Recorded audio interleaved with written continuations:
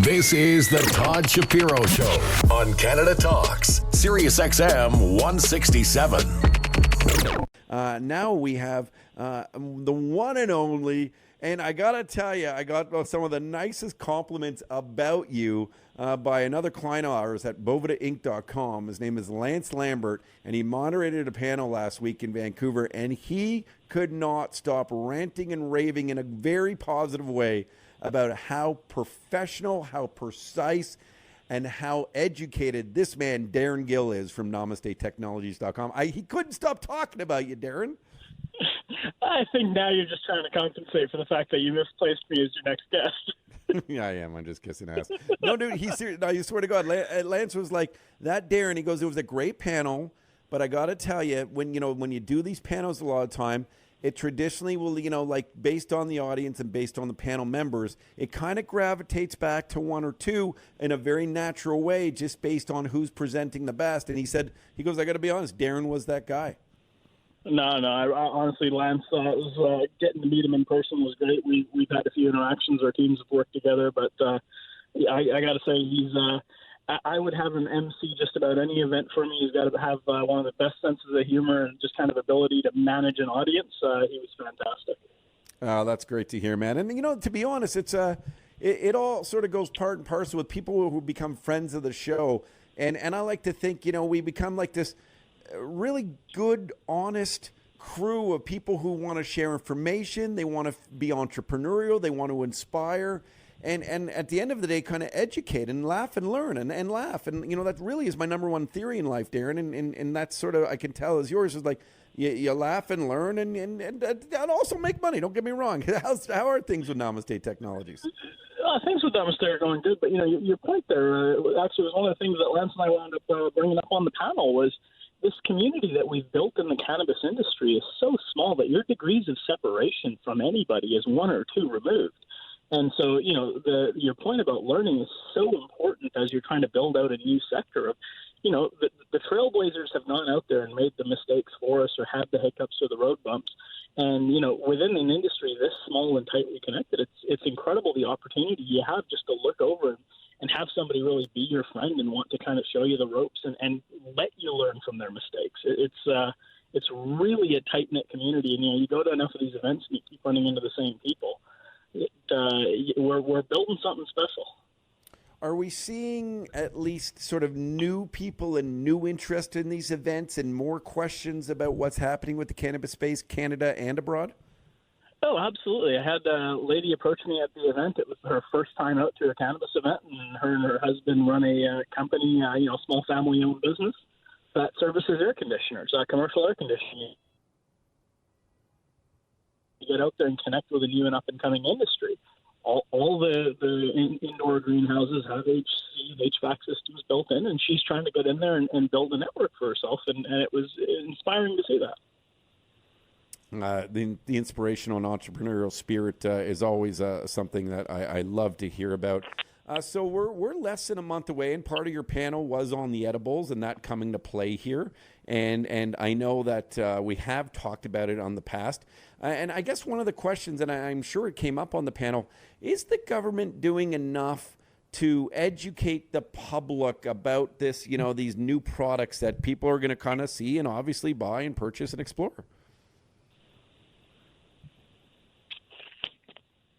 Did we lose Darren? Hey, sorry, you cut out there for a second. Oh, great. Did you hear the question? No, I didn't.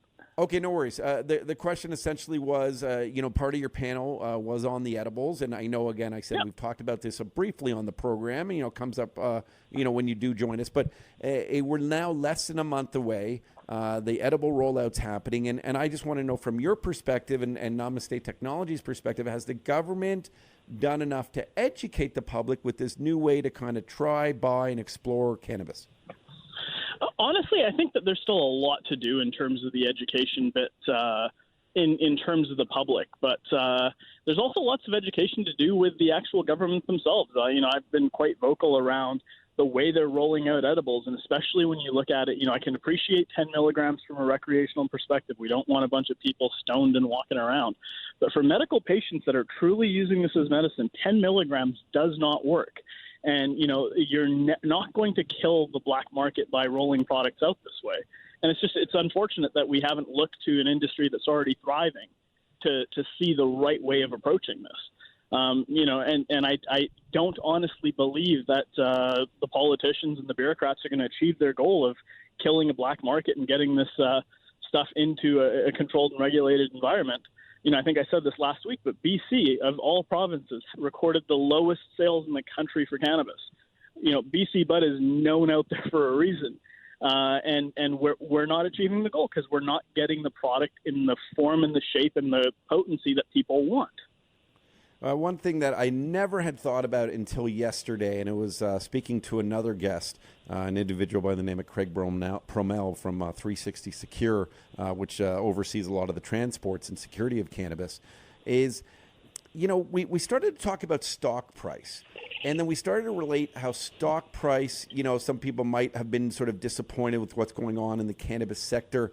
But then it actually related back to, well, how hard is it to actually grow companies, grow cannabis sales, grow the industry legally when still 60-70% of it seems to be illegal and organized crime?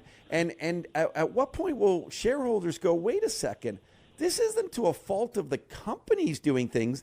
This is to a fault to the government not eliminating those illegal markets. Yeah, I think at the end of the day, the way the industry has evolved over the last little bit, we've made it a challenge on ourselves because we're out there trying to compete against the black market. We're trying to do things the right way. Even in the case of Namaste, we're trying to use CanMart to be able to provide products and value-add services to both the industry and to the consumers we're serving. And yet, from an e-commerce perspective, the most dominant companies out there right now are black market.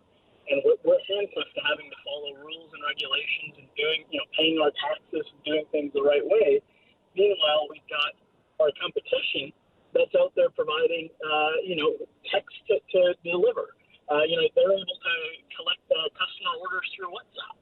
They're using and leveraging technology, which we in the legal environment cannot do to create a better user experience.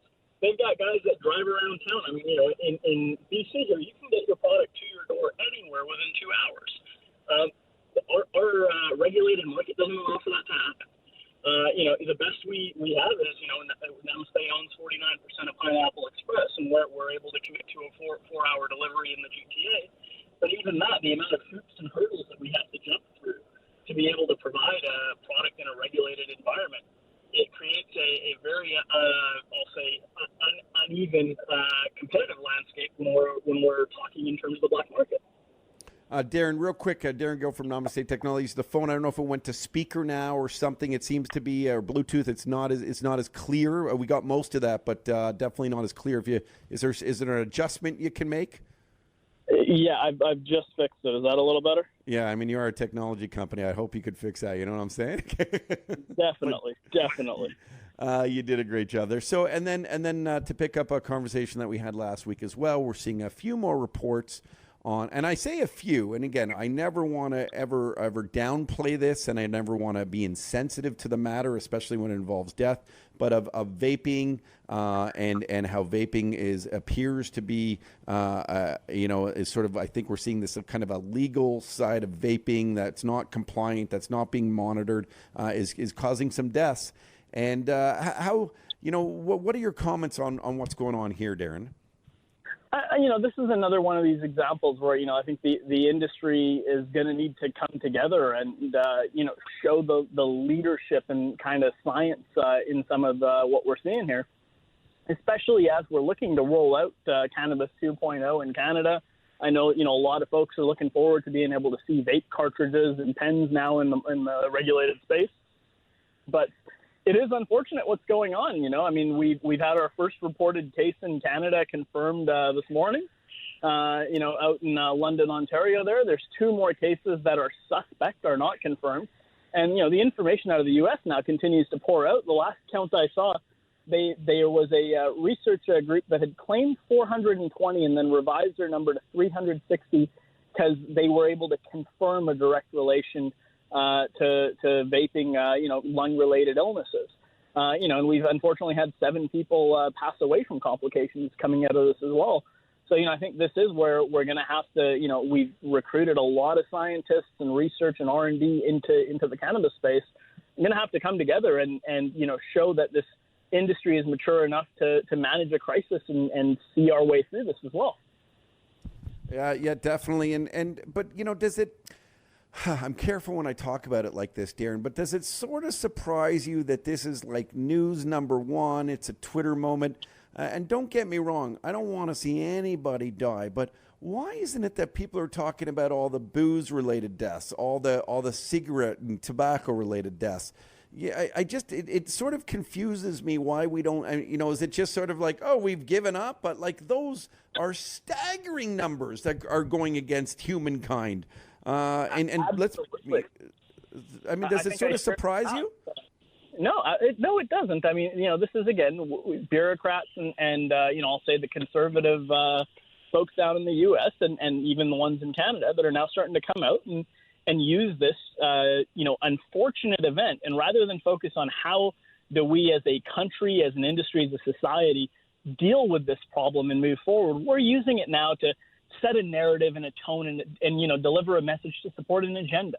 And it's unfortunate when we use moments of crisis to try to advance a personal agenda. I think I shared some stats with you guys last week, but, alcohol-related deaths in Canada, you're at about 7.5 a day. And, yet we're talking about, and again, much like you, I don't want to sound like I'm insensitive to the matter, but we're talking about 7 deaths and how long have people been vaping? It's just now become mainstream that we've made an association with vaping and lung-related illnesses. So, it would be real nice to see the folks that are out there pushing the, don't vape, cannabis is evil, THC, vape pens, cartridges are bad. Put some of that energy into, let's actually get to the root cause of what's causing this. How can we fix the problem and ultimately, still deliver a satisfactory consumer experience? I think that's very well said. The other thing going on right now is the election here in Canada. We're starting to see campaigns and really starting to see your smear campaigns.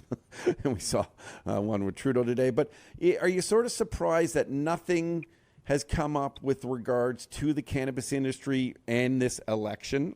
There's literally, granted, it was just a big platform last election. It became legal, but there's no word of it, at least from what I've seen. And does that sort of surprise you, unless you've seen different?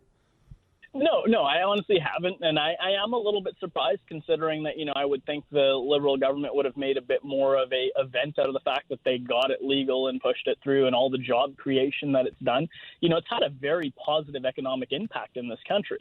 You look at the amount of money that's gone into the stock market related to this, the employment numbers, the fact that we've had a positive trade relationship with now, we're exporting product to other countries. There is a good story to be had here. And, I think it's short-sighted. And eventually, I think as the election advances, we'll see more and more of it come up. But, this is now a product, a tradable product. It's a positive economic booster. I think it's going to start to play a role, especially as we move further down into the election. That is really interesting. Very, the trade aspect of it, the employment. Now that I think of it too, you're right. Like, it's really interesting. The Liberal government hasn't talked about, that they followed through on this promise. They delivered, and the job growth, especially with tens of thousands of jobs being created, which is such a great sense of pride for a company such as yours at Namaste Technologies to know that you could, employ so many people and help families and help growth for the country. It's such a. I'm sort of now getting a little political here, Darren, but it's such a strange time because we live in such a fruitful country, and while it's not perfect, no country is, and we have things like free healthcare, we have things like legal cannabis, we have things like like at the end of the day, we really are taking care of those that need to be taken care of. Of course, improvements can always be done, but yet we're seeing such a negative light, and it's so stressing, I think, for Canadians to see everyone just trashing everyone. Yet, especially with cannabis, the point of cannabis was to chill out, to relax, to help anxiety, to help mental stress, to create unification and togetherness and living in the moment more. Yet we've done none of that, and I just don't know why. Does it frustrate you too on that level? It does, but I think, this is some of this is self-inflicted by the industry. I'm sure that yourself and some of your listeners have read the headlines this week. We've had 2 cannabis companies have their licenses suspended. We've had a couple more that are now under investigation. And unfortunately, we wound up in a situation where, this was another thing that came up on the panel discussion at ICBC in Vancouver. Was, 2 years ago, you could sneeze the word cannabis and raise $10 million. And today, you look at the capital markets and the investor community, a lot of that funding's dried up. And it's dried up because there's lack of confidence in the industry and the way certain select individuals within this industry have operated. And now, unfortunately, for those of us that are trying to build legitimate businesses, investors are gun shy. They're weary. There's lots of situations that, there was an article I was reading on a company based out of Toronto, raised $10 million and, fed the money off into shells and into personal corporations and stuff and left their investors holding the bag. And that's unfortunate that when you get a, boom industry that's really going to have a positive impact and try to grow, no pun intended there, but that they're going to try to grow an entire sector. That you get the wolves in there that want to take advantage of folks that are looking to invest their hard-earned money into what they really believe is an opportunity, and then it kind of ruins it for the rest of us. Yeah, that's well said, and you always got to be cautious where you're putting your money and do your due diligence. And I choose to. I'm a big investor, and I made some good decisions, some bad decisions. And you're right, you got to look out for people that try to exploit the buzzwords of the day. And I think that's true to any new word in the industry of investments. Look, right now I would say it's e-gaming. Be careful about the e-gaming deals coming your way. That was a great buzzword. If comes out with a e-game that is a cannabis blockchain-driven, Bitcoin-powered company, we should really watch out for that. I know. Oh man, I just want to grow tomatoes. Seems simpler. Seems simpler. Well, listen, Darren, you're always so candid and represent NamasteTechnologies.com so well. I think the most important thing is you look to companies, great management team, their full disclosure, their transparency, their ability to get in touch with them, and the fact that you want revenues and great forecasts and increased revenues. And I know that Namaste Technologies, from what I've studied, you guys are doing all of those things, and you're always accessible, whether it's you or the newly named permanent CEO, Manny. And I love these updates. I think on that entrepreneurial level and educational level, they're very important. So we appreciate your time. No, I definitely appreciate it. And one bit of exciting news this week that I don't want to glance over is Namaste did announce that we have achieved our first recreational purchase order here from my hometown of British Columbia. So look out for bccannabisstores.com to have some CanMart product that we've branded through for a bunch of our craft LP partners. So lots of pre-rolls coming to BC from us. Oh, that's fantastic news. A partnership with and obviously BC could use some increased sales here. So based on your stats from earlier. Oh, my goodness. Well, great update from Namaste Technologies, and we appreciate all the company news and really like live news releases here on the show. It's perfect. Thank you, my friend. Beautiful. Take care. Okay, cheers. At Darren Gill, everybody at Namaste, at Darren. Give him a follow. Or is it at Darren Namaste? Bilal, do we know? It's funny. I just took it down. At Namaste Darren. Okay, I got it right the first time. This is the Todd Shapiro Show on Canada Talks, SiriusXM 167.